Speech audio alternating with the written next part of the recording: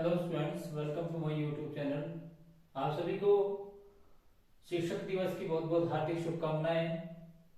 मेरे सभी चाहने वालों को शिक्षक दिवस की बहुत बहुत शुभकामनाएं। आज का दिन बड़ा व्यस्त रहा क्योंकि पूरे दिन भर मेरे पुराने जितने भी स्टूडेंट्स थे उनकी बार बार कॉल आई। इस समय लगभग जो है वो 10 साढ़े 10 रात के बजे हैं। इस समय मुझे टाइम लगा और उसके बाद जैसे ही मैं फ्री हुआ मैंने वीडियो बनाने की सोची कि आज के दिन भी जो है वीडियो बनाई जाए और अपने चाहने वालों को आज का भी जो है वो आज का जो दिवस है उसकी शुभकामनाएं दी जाए।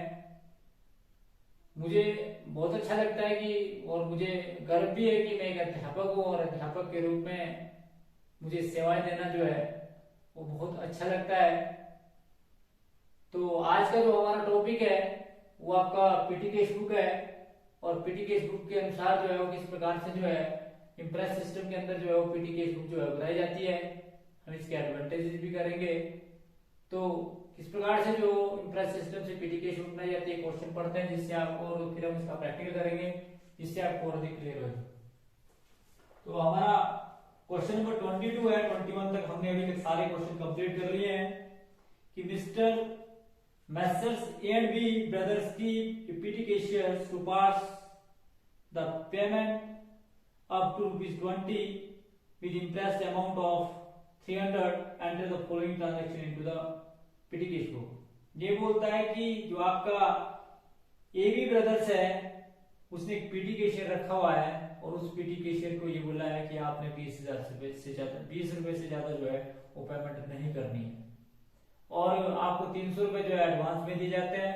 आप पूरे महीने भर नवंबर के महीने में खर्चा करो। तो किस प्रकार से जो है वो खर्चा करेगा उसका विवरण भी दिया है।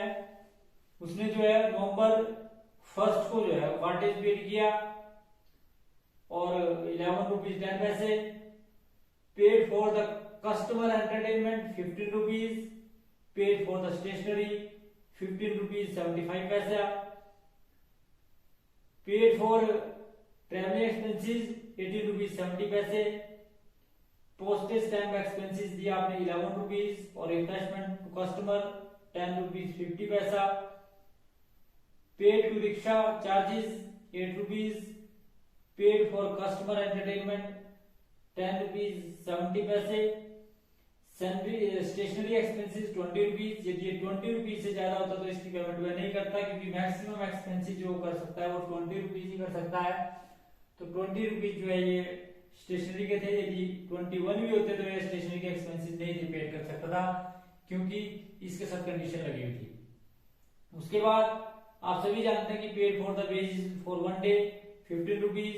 Petrol business scooter petrol for business scooter 16 rupees और इसी प्रकार से ट्रेवलिंग एक्सपेंसेस 18 रुपीज। इस प्रकार से उसने खर्चे किए। तो कैसे इसका एंट्री करेंगे आपको बताया था impress system of PT case book के अंदर। ये आप क्या करते हैं कि सबसे पहले जो है वो जो हेड कैशियर से जो आपको पैसा मिलता है वो आपको सिर्फ हेड कैशियर से लेना है। आप वर्ष के दौरान जो है खर्चा करते हैं उसका पूरा हिसाब किताब रखते हैं और अंत में जो है आप उसको फिर जितना आपको खर्चा हुआ उसका हिसाब किताब बताने के बाद आपके पास बैलेंस बचता है और जो आपके पास बैलेंस बचा वो अगले महीने आप ले जाते हैं और जितना आपका खर्चा हुआ हेड कैशियर आपको और अधिक पेमेंट कर देता है। तो कैसे आप इसको करेंगे?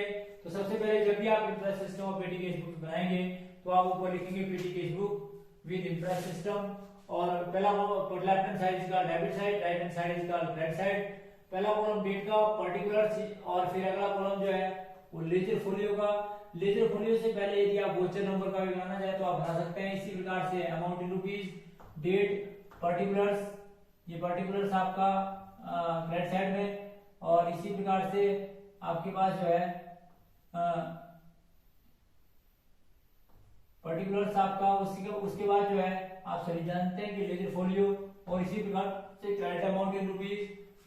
फिर आएंगे अपनी मार्केशन आएंगे 2010 नवंबर 1 को आपके पास जो है हेड कैशियर से आपको कैश मिला और वो कितना मिला जी 300 रुपीज। तो आप सबसे पहले उसकी एंट्री करेंगे जो आपको हेड कैशियर से मिला। अब हेड कैशियर ने आपके साथ ये कंडीशन भी लगा दी है कि आप मैक्सिमम जो पेमेंट कर सकते हैं वो 20 रुपीज तक की कर सकते हैं, 20 रुपीज से ज्यादा पेमेंट नहीं कर सकते हैं। तो इस बात का भी आप विशेष ध्यान रखें। उसके बाद नवंबर 1 बाय कार्टेज आपने पेड किया, तो आपने कार्टेज पेड किया 11 रुपीज 10 पैसे। तो 11 रुपीज 10 पैसे जो आपने कार्टेज पेड किया। उसके बाद आपने एंटरटेनमेंट दिया कस्टमर को, तो इसके लिए आप 3 नवंबर को आपने पेमेंट करी। तो नवंबर 3 by entertainment expenses entertainment account 15 rupees. तो इस प्रकार से आपने ये भी खर्चा किया। उसके बाद आप सभी जानते हैं कि आपने 5 नवंबर को जो है स्टेशनरी एक्सपेंसेस पेड किए, तो बाय स्टेशनरी अकाउंट 15 रुपीज 75 पैसे जितने का भी थी आपकी स्टेशनरी वो आपने दी।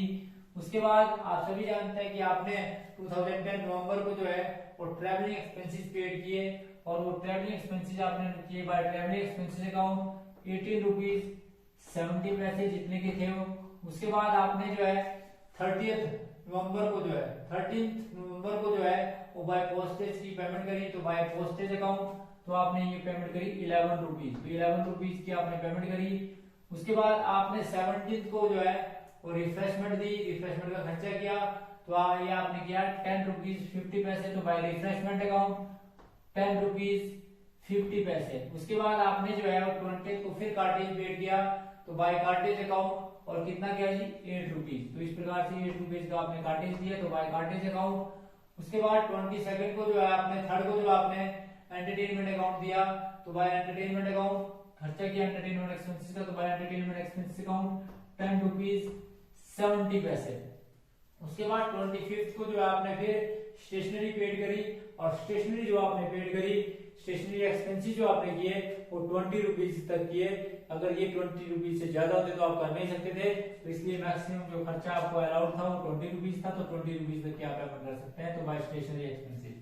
उसके बाद आपने वेजेस दी 1 डे के लिए, तो आपने बाय 15 रुपीज की, तो आपने किए बाय वेजेस अकाउंट। फिर आपने petrol for scooter for office के लिए दिया, तो आपने ये दिया जी 16 रुपीज, तो इसकी भी आपने एंट्री करी। उसके बाद आपने 30th को जो है यानी कि नवंबर 30 को जो है आपने जो है वो ट्रैवलिंग एक्सपेंसेस पेड किया 18 रुपीज, तो आपने इसकी एंट्री करी बाय 18 रुपीज। फिर आपके पास कैरी डाउन बचा, बाय बैलेंस कैरी डाउन आपने टोटल किया। टोटल करने के बाद आपका रिसीप्ट साइड का टोटल जो है वो 300 आया। आपने इस साइड का टोटल भी करना है, इस साइड का टोटल भी आपका 300 ही आएगा, आमने सामने जो है बराबर आएगा। उसके बाद आपने बाय बैलेंस कैरी डाउन किया, आपके पास कैरी डाउन बैलेंस किया, तो आपने देखा कि इन सारे खर्चों को आपने जोड़ा, ये सारे के सारे खर्चे आपने जोड़े, और खर्चों को जोड़ने के बाद आप देखते हैं कि इसका टोटल जो आया वो आया जी 169 रुपीज 75 पैसे। तो आपने जो टोटल खर्चा किया वो क्या जी 169 रुपीज 75 पैसे। तो और आपके पास बैलेंस बचेगा जी 300 को आए, तो आपके पास आया 130 रुपीज 25 पैसे। और इम्प्रेस सिस्टम के अनुसार जो आपका क्लोजिंग बैलेंस है वो अगले महीने का ओपनिंग बैलेंस होगा। तो 1 दिसंबर को आपके पास बैलेंस आया कितना है जी, बचा 130 रुपीज 25 पैसा। और जो आपका खर्च हुआ, जो आपके पास खर्च हुआ वो हेड कैशियर से आपको अगले महीने फिर मिल जाएगा 1 दिसंबर को ही, तो आप उसकी एंट्री करेंगे, और वो आपके खर्च हुआ था 169 रुपीज 75 पैसा। फिर आपके पास फिर 300 हो गए, अगले महीने फिर आप खर्चे करेंगे, और खर्चे करने के बाद इसी प्रकार से जो है इम्प्रेस सिस्टम के अंदर चलता रहता है कि हेड कैशियर आपको कुछ पैसा देता है, आप खर्च करते हैं, खर्च करने की एक लिमिट होती है जो हेड कैशियर द्वारा आपको बताई होती है, उससे ज्यादा आप खर्च किसी भी हेड पे कर नहीं सकते हैं। खर्चे के बाद आपको एडवांस पेमेंट जितना आपका खर्च होता है तो अगले महीने फिर आपको मिल जाता है। ओपनिंग बैलेंस जो क्लोजिंग बैलेंस बचता है उसको आप बताते हैं, और जो आपके पास खर्च होने के बाद जो बचता है, और उसके बाद जो अगले महीने में आपको फिर पेमेंट देगा। उसके बाद इसका थ्योरेटिकल क्वेश्चन जो है एक और इम्पोर्टेंट क्वेश्चन है, वो इम्पोर्टेंट क्वेश्चन है कि what are the advantage of PT case book. तो एडवांटेज क्या है पीटी केस बुक के, कि पीटी केस बुक के क्या एडवांटेज हैं। तो नंबर 1 सिंपल मेथड, आप सभी जानते हैं, आप लोगों ने किया कि पीटी केस बुक कैलकुलेट करने के 2 मेथड थे, एक था जी आपका सिंपल मेथड और एक था जी आपका एनालिटिकल मेथड। तो दोनों मेथड जो है बहुत आसान है, करने के बाद भी आपने देखा, क्योंकि अगर आपको प्रैक्टिकल कोर्स समझ आ गया तो आपने देखा कि मेथड को करना जो है वो बहुत आसान होगा, कंडीशन है कि आपने वीडियो देखी होगी। तो सिंपल मेथड के अंदर क्या करते हैं जी आप, कि किसी भी, ये सिंपल मेथड क्यों है, क्योंकि इस मेथड के अंदर हेड कैशियर पीटी कैशियर को कुछ पैसा एडवांस में दे देता है, वह खर्च करता है और उसका हिसाब जो हेड कैशियर को देता है, इसका मतलब है कि ये सिंपल मेथड है। Number 2 saving of time and labour. आप सभी जानते हैं कि सेविंग ऑफ टाइम, बिजनेस के अंदर टाइम की सेविंग और लेबर की सेविंग जो है बड़ी इंपॉर्टेंट है। हेड कैशियर जो है, अगर ये सारे काम भी जो पीटी कैशियर करता है ये तो करेगा, तो एक तो समय बर्बाद होगा और बेकार की एक्स्ट्रा लेबर भी लगेगी। इस प्रकार से ये कहा जाता है कि ये भी जो है ये saving of time and labour करता है। उसके बाद थर्ड जो है less chance of errors and omissions. आप सभी जानते हैं मिस्टेक और ओमिशन की संभावना कम होती है, क्योंकि हेड कैशियर के काम मेन काम, हेड कैशियर के काम तो पास तो मेन काम होगा, और जो पीडी कैशियर है उसके पास भी स्पेसिफिक काम होगा। तो जिससे क्या होगा कि किसी प्रकार की गलतियां या मिस्टेक या ओमिशन होने की कोई भी संभावना नहीं होगी। उसके बाद इजी फॉर पोस्टिंग। मैंने आपको सभी अकाउंट्स की किस प्रकार से पोस्टिंग करते हैं वो सिखाई थी, कि अगर क्या होता है कि जितने भी अकाउंट होते हैं छोटे छोटे खर्चे हैं, इनकी अगर हेड पीटी के मेन कैश बुक की बात करें तो मेन कैश बुक में एक एंट्री होती है जिसको आप बोल सकते हैं, अगर खर्चों की बात करें तो बाय पीटी एक्सपेंसेस, और जितने भी सारे खर्चे हुए इससे 169 रुपीज 75 पैसा, तो केवल मात्र एक एंट्री होगी। और इसी प्रकार से रसीद की भी, और जो छोटे मोटे खर्चे हैं, लेजर पोस्टिंग भी इसकी बहुत आसान होती है। लेजर पोस्टिंग करते समय आप सभी जानते हैं जितने खाते हैं उनके डेबिट में 2 PT cash book, 2 PT cash book, 2 PT cash account, 2 PT cash account, इस प्रकार से एंट्री करते हैं। और कैश बुक में भी जो इसकी लेजर पोस्टिंग करनी जो है आसान होती है। इस प्रकार से अगर आप पीटी कैश बुक बनाते हैं तो लेजर पोस्टिंग करने में भी जो किसी प्रकार की कठिनाई का सामना नहीं करना पड़ता, क्योंकि हम सारे खर्च को एनालिटिकल पीटी कैश बुक में तो आपने देखा होगा कि 4-5 हेड में बांट देते हैं और 4-5 हेड के लिए अकाउंट बनते हैं, बाकी अकाउंट बनाने की आपको आवश्यकता नहीं होती है।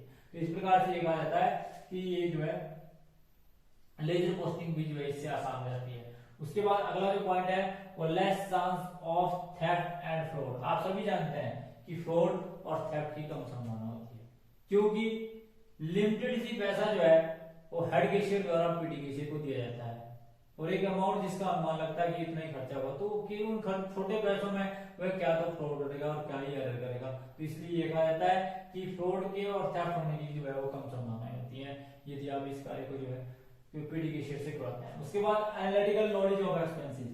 अब आपको क्या है कि किस छोटे कौन से ऐसे खर्चे हैं कि छोटे मोटे खर्चे हैं जिन पर कितना खर्चा हुआ, उसके बारे में एनालिटिकल नॉलेज हो जाती है, क्योंकि हम इसमें एनालिटिकल पीडी कैशियर भी बनाते हैं जिससे हमें ये पता लगता है कि किस साइड पर कितना खर्चा हुआ, कौन सा ऐसा खर्चा है, चाहे वो पोस्टेज एंड टेलीग्राम है, चाहे स्टेशनरी है, चाहे ट्रैवलिंग एक्सपेंसेस है, रिफ्रेशमेंट है, चाहे कार्टेज है, चाहे फेयर है, तो ये सारे के सारे खर्चों का आपको एनालिटिकल नॉलेज हो जाती है।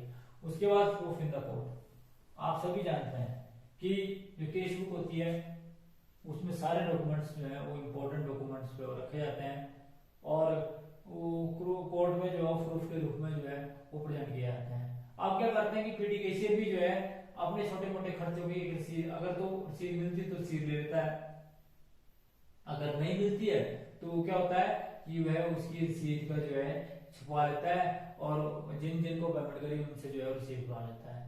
तो इस प्रकार से ये कहा जाता है कि अब हेड कैशियर के पास क्या होता है कि एक ही रसीद लिखी और उसको भी जो है एज ए प्रूफ जो है कोर्ट में प्रेजेंट किया जा सकता है। उसके बाद ये बोलते हैं कंपैरिजन ऑफ पीडी एक्सपेंसेस। अब आप कंपैरिजन करते हैं पीडी एक्सपेंसेस का कि भाई देखो ट्रैवलिंग एक्सपेंसेस भी इतना खर्चा हुआ, रिफ्रेशमेंट भी इतना खर्चा हुआ, पोस्टेज भी इतना खर्चा हुआ, एंटरटेनमेंट भी इतना खर्चा हुआ, बस एंड फेयर भी इतना खर्चा हुआ, कैरेज भी इतना खर्चा हुआ, वेजेस भी इतना खर्चा हुआ।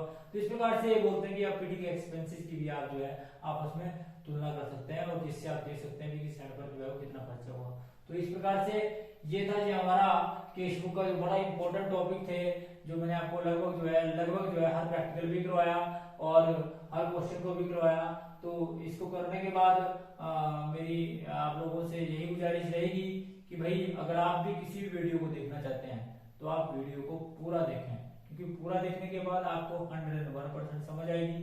परंतु यदि किसी भी वीडियो को आप बीच में क्विट करते हैं तो आप अपने समय की बर्बादी कर रहे हैं। अपना समय को बर्बाद ना करें, आप वीडियो को अगर आपने देखना है तो अंत तक देखें। तो इस प्रकार से ये हमारी आज का जो टॉपिक था। Thanks for watching the video. Please like and subscribe my channel. Thank you.